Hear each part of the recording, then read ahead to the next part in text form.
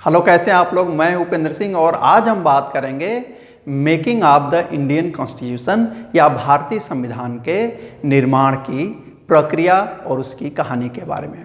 कुछ मोटी मोटी चीज़ें आप लोग जानते हैं पहले से। जैसे हम सभी लोग ये जानते हैं कि 26 नवंबर 1949 को हमारा संविधान निर्मित हुआ। हम ये भी जानते हैं कि 2 महीने बाद यानी 26 जनवरी 1950 को हमारा संविधान लागू हुआ। और यह भी जानते हैं कि इस संविधान को बनाने के लिए एक संविधान सभा या कॉन्स्टिट्यूएंट असेंबली बनी हुई थी। लेकिन सवाल ये है कि संविधान निर्माण के लिए संविधान सभा का जो विचार था वह सबसे पहले कब आया। तो इस पूरी कहानी को हम 3 भागों में बांट देंगे।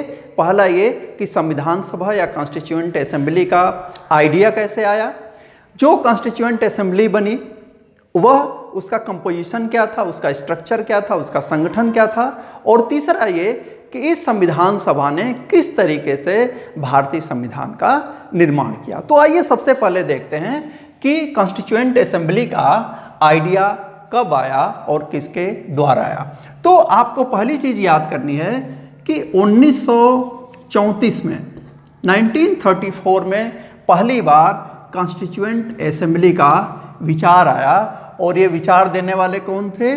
ये थे एम.एन. राय। ये कम्युनिस्ट पार्टी के थे। तो एम.एन. राय वे पहले व्यक्ति थे जिन्होंने ये मांग की कि भारतीय संविधान के निर्माण के लिए एक संविधान सभा निर्मित की जानी चाहिए।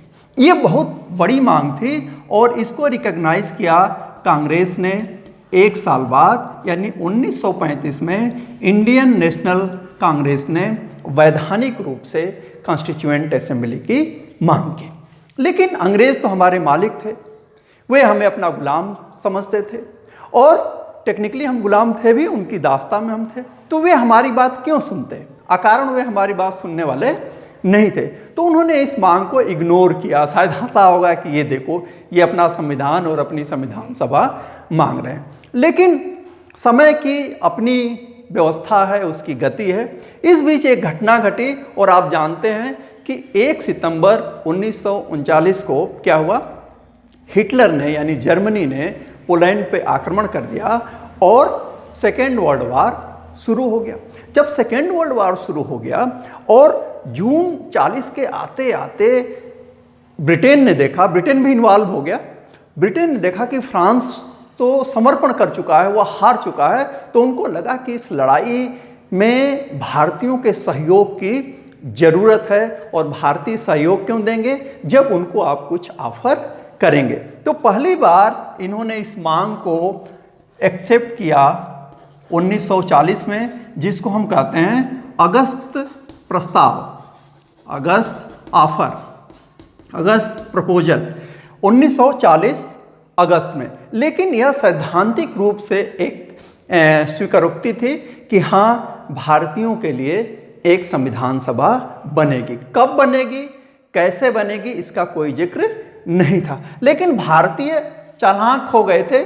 फर्स्ट वर्ल्ड वार में जो गलती हुई थी, गांधी और कांग्रेस ने जो समर्थन किया था ब्रिटेन का, वहाँ कुछ मिला नहीं था।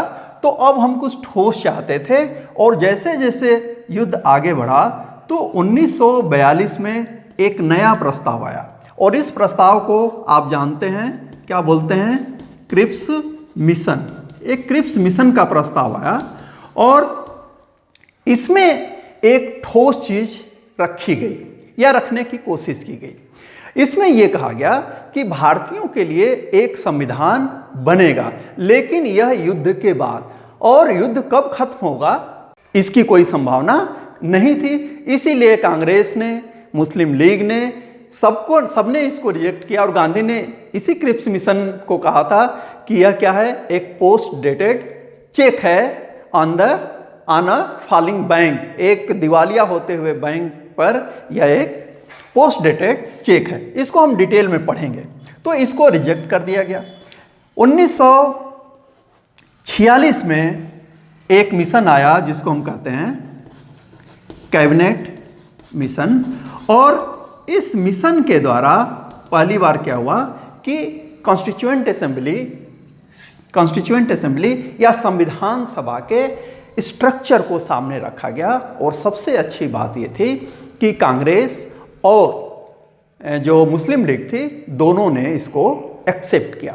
इस मिशन की जो सबसे बड़ी बात थी वह कि इन्होंने पूरे जो वोटर थे, और वोटर कौन थे, आम जनता नहीं थे, यह तय हो गया था कि अभी भारत में इस हालात में चुनाव कराने संभव नहीं है। तो जो प्रोविंसेस थे यानी जो विधानसभाएं थी उस समय चुनी हुई ब्रिटिश इंडिया के तहत, उनके लोगों द्वारा ये चुनी जानी थी।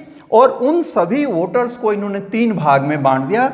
एक को इन्होंने कहा कि ये जनरल वोटर हैं, दूसरे को उन्होंने कहा कि ये मुस्लिम वोटर हैं, और तीसरे को उन्होंने कहा कि ये सिख वोटर हैं।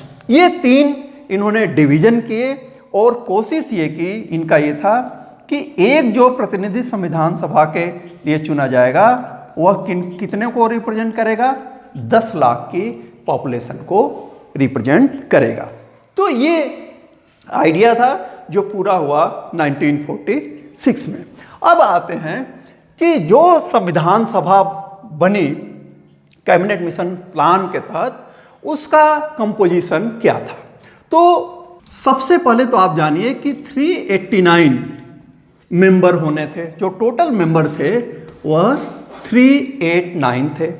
और इस पूरे सदस्यता को 2 भागों में बांटा गया था। एक में थे 296 और दूसरे में थे 93। ये जो 296 मेंबर होने थे ये कौन थे, ये ब्रिटिश इंडिया के थे। ब्रिटिश इंडिया का मतलब 11 प्रांत अंग्रेजों ने बनाए थे। तो ये 296 वहाँ से आने वाले थे। और ये जो थे ये प्रिंसली स्टेट थे, यानी जो रियासतें थी उनके प्रतिनिधि होने थे। दूसरी चीज़ ये कि इनका इलेक्शन होना था और इनका नॉमिनेशन होना था, यानी इनका निर्वाचन होना था और इनको मनोनीत किया जाना था। फिर ये 296 भी 2 भागों में डिवाइड थे, एक 292 और दूसरा 4। आप अब कहेंगे कि ये क्या चीज़ थी। तो ये ब्रिटिश इंडिया के प्रोविंस जो 11 थे उनसे चुने जाने थे, और 4 जो थे चीफ कमिश्नर एरिया थे, तो उनसे एक एक प्रतिनिधि चुने जाने थे। तो 296 डिवाइड हो गया 292 और 4 में, और ये 93 के 93 रहे। अब इस कंपोजिशन के साथ चुनाव हुआ कब, जुलाई और अगस्त 1946 में चुनाव हो गया। और जो रिजल्ट आया वह बड़ा इंटरेस्टिंग था। 296 के लिए चुनाव हुआ, 208 मिल गया किसको, इंडियन नेशनल कांग्रेस को। और मुस्लिम लीग को कितना मिला, मुस्लिम लीग को मिला 73, और जो अन्य थे वे थे 15 अन्य थे। आप तीनों को जोड़ देंगे तो ये 296 हो जाएंगे। इस 15 में 8 जो थे निर्दलीय थे। अब इस कंपोजिशन में देखिए कि 73 केवल मुस्लिम लीग हैं और कांग्रेस कितनी है, 208। चूंकि हर फैसला बहुमत से होना था, तो मुस्लिम लीग यानी जिन्ना ने ये बहुत स्पष्ट रूप से देख लिया कि जो संविधान बनेगा वह कैसा बनेगा, जैसी कांग्रेस चाहेगी। तो रिजल्ट आते ही जिन्ना ने कहा कि हम संविधान सभा में भाग नहीं लेंगे और हमको तो अलग संविधान सभा चाहिए, जिसका मतलब था कि हमें अलग देश चाहिए जिसका नाम पाकिस्तान होगा। और अंततः जब माउंटबेटन प्लान आता है, कब, 3 जून 1947 को यह चीज़ तय हो गई कि क्या होगा, विभाजन होगा। जब विभाजन होगा तो जाहिर सी बात है दूसरी कॉन्स्टिट्यूएंट असेंबली एक्सेप्ट की गई, तो ये जो एमएल के लोग थे वो निकलेंगे ना, क्योंकि अब वो पाकिस्तान की कॉन्स्टिट्यूएंट असेंबली बना रहे हैं। तो फिर इसको एक दोबारा इसको रिकंस्ट्रक्ट किया गया। और रिकंस्ट्रक्शन में जो चीज़ होती है वह यह कि ये जो 389 थे ये घट करके हो जाते हैं 206। 1999। ये घट गए क्योंकि शेष लोग कहाँ चले गए, पाकिस्तान की कॉन्स्टिट्यूएंट असेंबली में चले गए, और इसमें जो प्रांतों के प्रतिनिधि थे वे डिवाइड हुए 229, और जो रियासतों से लोग थे यानी राजाओं के जो रिप्रेजेंटेटिव होने वाले थे वे 70, और इस प्रकार नई जो संविधान सभा बनी कब, 3 जून 1947 के बाद उसमें इतने सदस्य थे, और इन लोगों ने मिलकर के भारतीय संविधान को बनाया। अब हम देखते हैं कि आखिर यह संविधान बना कैसे, यानी कैसे काम किया हमारी संविधान सभा ने। तो वर्किंग पे आते हैं। वर्किंग के लिए जाहिर सी बात है कि बहुत बड़ा काम था, 299 लोग थे, तो बहुत बड़ी भीड़ एक काम को सौंप देंगे ना तो व्यवस्थित तरीके से नहीं कर पाएगी। तो पहला काम ये किया गया कि कमेटीज बनाई गई, समितियां बनाई गई, और 8 मेजर कमेटी थी। इसी में ड्राफ्ट कमेटी थी जिसने संविधान को ड्राफ्ट किया, उसको हम डिटेल में देखेंगे। लेकिन इसके साथ साथ 13 माइनर कमेटी थी, यानी उप समितियां, एडहॉक समिति ऐसे थी। तो इस प्रकार से आप कह सकते हैं कि 21 कमेटी बनाई गई। अलग अलग कमेटी के कार्यों को अलग अलग लोगों को दिया गया। संविधान सभा की जो पहली बैठक हुई वह हुई 9 दिसंबर 1946 को, और इस बैठक में पहला जो काम किया गया, जो सबसे बड़े बुजुर्ग थे सच्चिदानंद सिन्हा, SN सिन्हा, उनको बनाया गया संविधान सभा का अंतरिम अध्यक्ष, यानी फाइनल नहीं। फाइनल अध्यक्ष आप जानते हैं कि डॉक्टर राजेंद्र प्रसाद बनते हैं कब, 11 दिसंबर को डॉक्टर राजेंद्र प्रसाद को अस्थाई अध्यक्ष बना दिया गया। तो आप कह सकते हैं जो पहला सेशन हुआ वह 9 दिसंबर को शुरू हुआ और यह चलता है 23 दिसंबर तक। फिर इस संविधान सभा का जो आखिरी सेशन हुआ, कुल 11 सेशन हुए थे। कितने सेशन हुए? 11 सेशन हुए थे। 11 सेशन में पूरी संविधान सभा ने काम किया, और इस संविधान सभा का जो 11th सेशन हुआ था वह हुआ था 1949 में, जब एडॉप्ट किया गया था हमारे संविधान को, और यह हुआ था 14 नवंबर से लेकर के 26 नवंबर 1949 तक। और आखिरी दिन क्या हुआ, संविधान को एडॉप्ट कर लिया गया, और फिर उस संविधान की जो 2 कॉपीज थी उस पे सिग्नेचर किए गए।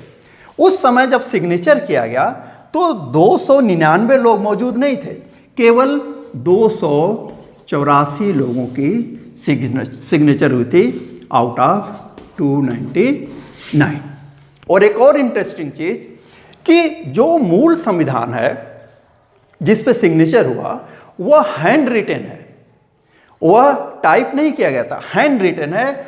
और उसको लिखने का काम किसने किया था? नाम याद कर लीजिए, प्रेम बिहारी नारायण रायजादा। इन्होंने उसको लिखा था अपने हाथों से, जिस पे 284 जो सदस्य थे उनके हस्ताक्षर हुए, और जो संविधान बना, एक्सेप्ट किया गया, उसमें 395 आर्टिकल थे, 8 अनुसूचियां थीं, और कितने भाग थे? 22 भाग थे।